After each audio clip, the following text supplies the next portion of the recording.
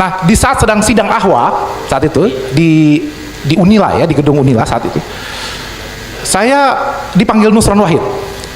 Nusron mengatakan begini,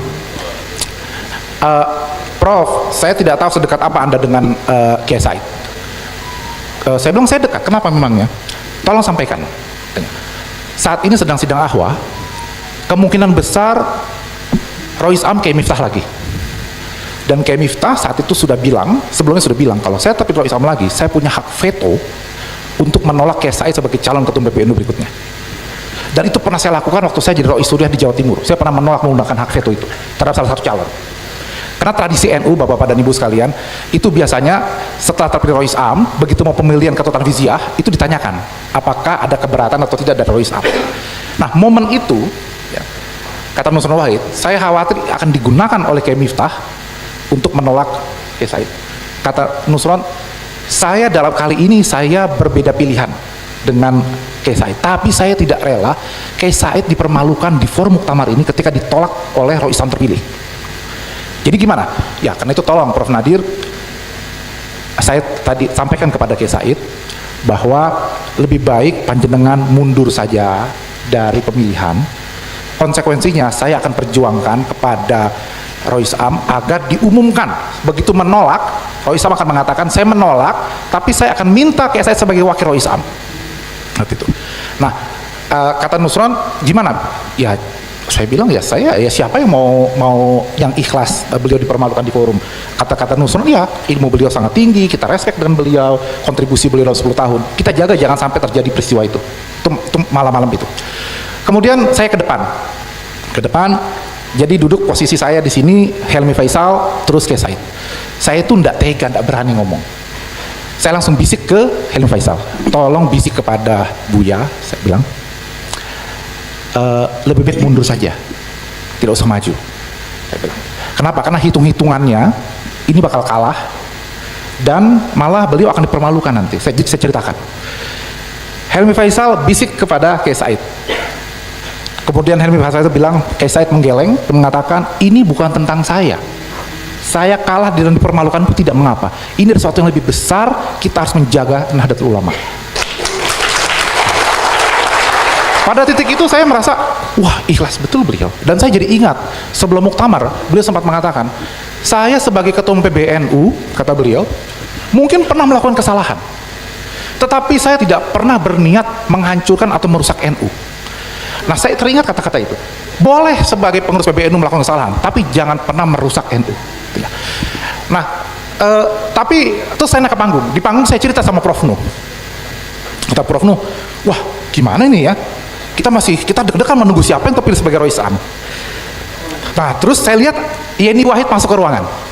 Yeni Wahid. Terus kata Prof Nuh, coba ngomong sama Yeni Wahid. Mungkin Ning Yeni bisa membujuk Kiai Said. Saya turun dari atas panggung.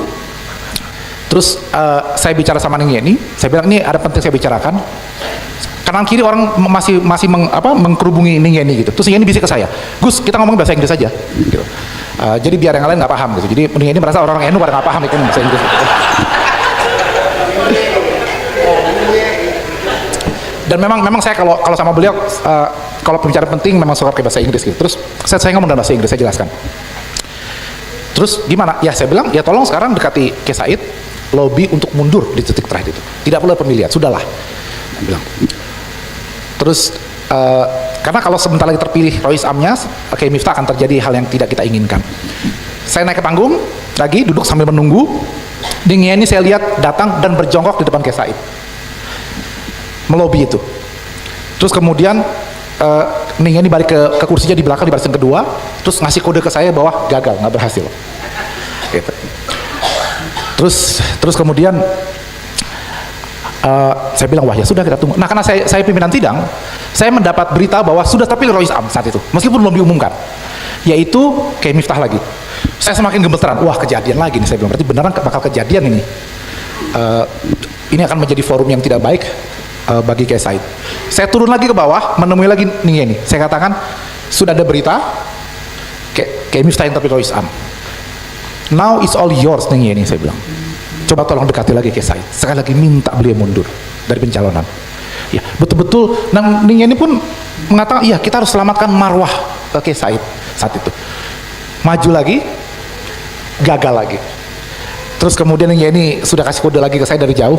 Terus Prof Nu bilang gini, yang megang palu Prof Nu saat itu, salah satu pimpinan sidang. Jadi gimana Gus? Saya bilang ya sudah, kita berdoa saja. Saya bilang gitu.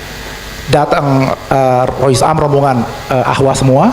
Ternyata begitu perwakilan Ahwa bicara, tapi Rois Am dengan 2 persyaratan, yang yaitu harus mundur dari ketua umum MUI, dan yang kedua harus menerima siapapun yang akan dicalonkan.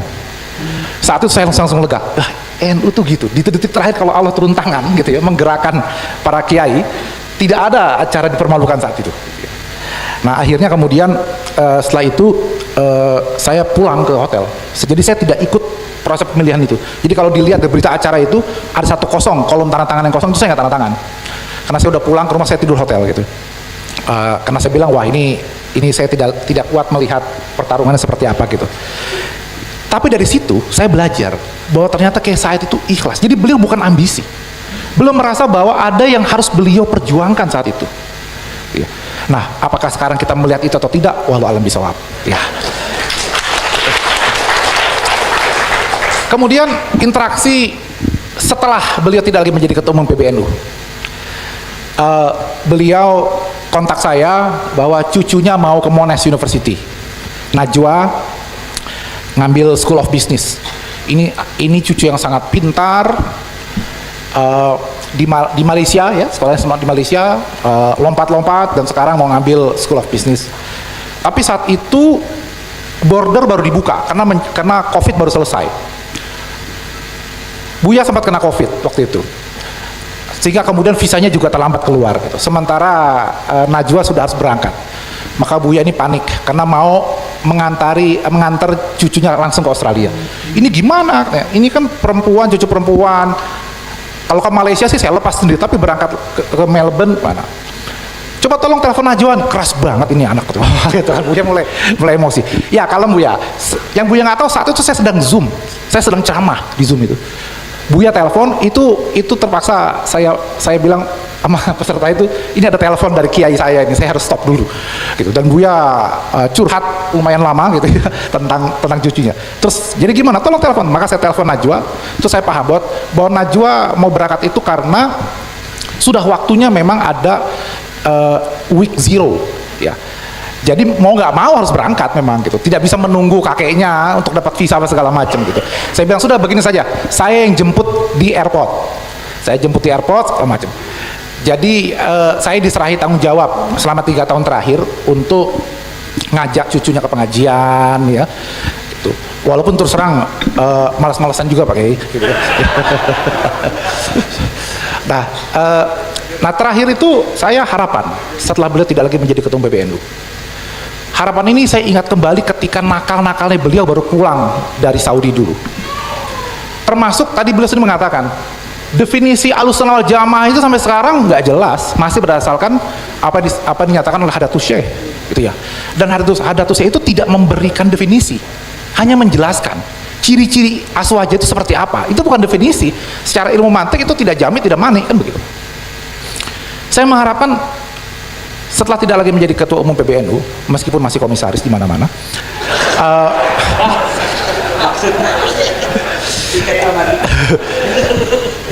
kalau gitu tiket plus honor kalau gitu. Saya berharap agar beliau menulis kitab serius. Saya ada sekitar 6-7 buku tadi yang di dalam di sini ya sebut. Tapi yang betul-betul buku hasil pemikiran beliau setelah dari disertasi saya tidak melihat. Yang ada kumpulan-kumpulan tulisan atau apa gitu. Dan terus terang ini kelemahan intelektual kita. Tokoh seperti Cak Nur, Gus Dur juga seperti itu. Gitu ya Bang Fahri ya. Nah ini juga cepat. Kenapa? Karena disibukkan dengan seminar kesana kemari gitu ya. Nah sekarang mumpung beliau tidak lagi sibuk mengurusi Jamiyah Nahdlatul Ulama, saya berharap ada buku karya-karya beliau yang secara serius ditulis, bahkan kalau perlu dalam bahasa Arab. Kenapa? Karena waktu saya bicara dengan Profesor Martin van Brunism, beliau mengatakan intelektual Indonesia itu hebat-hebat, tapi tidak dikenal dan tidak dikutip oleh para mahasiswa di Mesir, di Turki, di Baghdad, di mana-mana. Mereka tidak kenal Gus Dur, Cak Nur dan sebagainya. Ini jadi pertanyaan, kenapa? Salah satunya adalah karena tokoh-tokoh kita tidak menulis dalam buku baik bahasa Inggris maupun bahasa Arab. Sementara para intelektual dari Turki, dari Mesir, itu para mahasiswa kita membaca buku-buku itu. Apakah itu Hasan Hanafi, Al-Jabiri, dan seterusnya. Nah, ini menjadi persoalan. Kalau kita mau mengekspor Islam Nusantara, tapi produknya, pemikiran-pemikiran itu tidak kita kenalkan, tidak dibaca dan diuji, dikaji, gitu ya. Termasuk fatwa-fatwa kita, apakah Basul Masail dari NU, dari Tarjih Muhammadiyah, dari MUI, ataupun Dewan Syariah Nasional, ataupun dan lain-lainnya, itu juga tidak pernah dijadikan rujukan. Gitu ya. Sehingga kemudian saya bertanya-tanya, Buya Said, apakah cukup puas hanya disebut sebagai tokoh berpengaruh nomor 18 di dunia, gitu ya. Gitu. Saya merasa bahwa sudah waktunya panjenengan akhirnya serius menulis buku-buku yang kemudian mempengaruhi wacana, bukan cuma di Indonesia tapi di belahan dunia. Gitu. Saya tutup ini dengan harapan seperti itu, Buya. Mudah-mudahan berkenan, dan mohon maaf kalau lancang saya menyampaikan ini. Ini harapan kami para santri, kebanggaan kami para santri, karena Buya ini saya sempat mendeklar waktu di Haul Den Anyar kemarin, ya, bahwa beliau inilah pewaris dari Kiai Bisri, di mana penjaga keilmuan Nahdlatul Ulama itu dipegang oleh Buya Said saat ini, ya. Jadi kalau kita bicara siapa kiai, siapa intelektual NU yang terpandang, dihormati, dan ilmunya sundul langit, ya, saya kira satu nama yang pasti muncul di semua para kiai-kiai saat ini, gitu, Buya Said, gitu ya. Dan dulu waktu saya pernah ngobrol dengan Gus Mus di Muktamar Jombang, kata Gus Mus, ini bolak-balik ya, harusnya Said Agil Sirot itu Rois Am. Loh kok malah nyalonnya ke Tanfiziyah, gitu kan. Nah, itu kayak Hasyim Muzadi harusnya ya cuma di Tanfiziyah, bukan ke Rois Am. Ini bolak-balik begini, kata Gus Mus, gitu kan.